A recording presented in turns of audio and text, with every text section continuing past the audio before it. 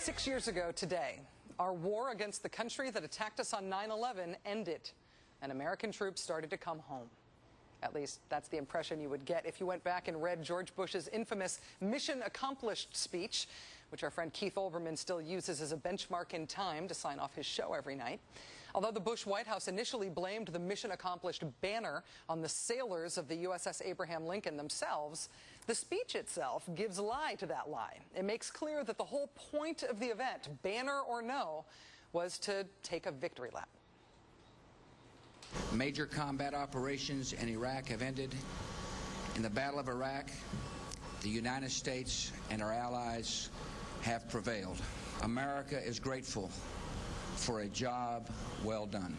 Americans, following a battle, want nothing more than to return home. And that is your direction tonight. You are homeward bound.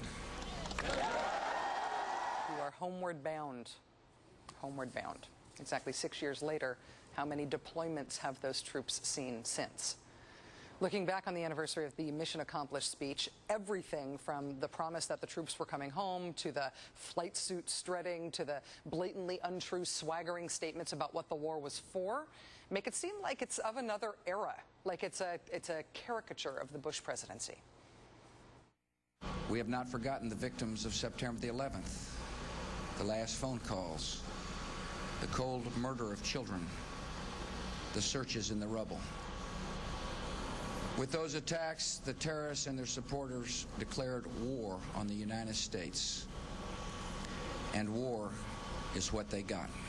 Actually, what they got was an inexplicable war on a totally unrelated country in the Middle East that had nothing to do with 9/11. Sorry. And this much is certain. No terrorist network will gain weapons of mass destruction from the Iraqi regime, because the regime is no more. And because they didn't have weapons of mass destruction anyway.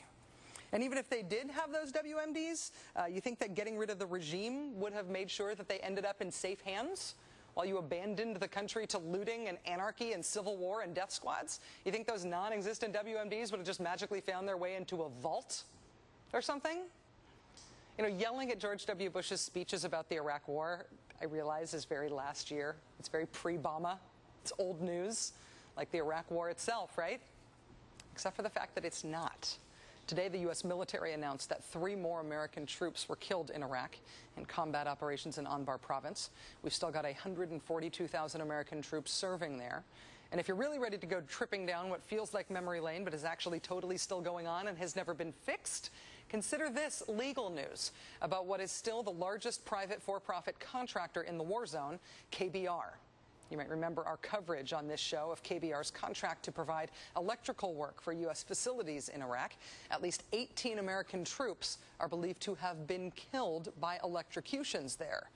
What we've got here is a photo that was provided to us by Debbie Crawford, a former KBR electrician who became a whistleblower about the company's shoddy work in Iraq. Boy, that's a very small photo. That's a shame.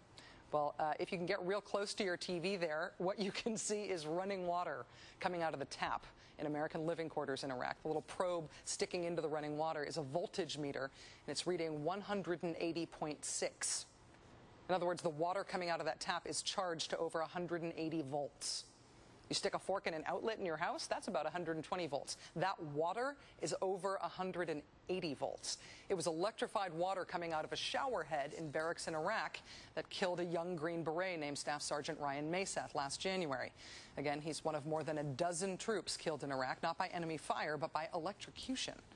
Army investigators have classified Sgt. Maseth's death as a negligent homicide.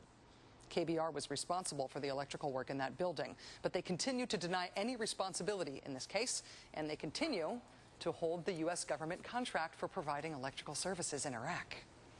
This week, KBR filed a motion in federal court to have Ryan Maseth's family's lawsuit against the company dismissed on the grounds that the federal courts don't have jurisdiction over what KBR did. They say since they're providing services to the U.S. military, it's a military matter, and civilian courts therefore have no say. Of course, they also expect that they can't be held accountable under the Uniform Code of Military Justice. After all, they're not military, they're a civilian company. So they're neither civilian nor military and can't be held accountable in either venue. How convenient. In that courtroom in Pittsburgh this week, on the 6th anniversary of the Mission Accomplished speech, KBR re-upped its efforts to avoid paying any penalty for the lost life of one very promising young elite Army soldier. And on this 6th anniversary of the Mission Accomplished speech, we are reminded that no U.S. official has ever paid any penalty for the made-up out-of-whole-cloth lie to the country about why we started the ongoing war in Iraq in the first place.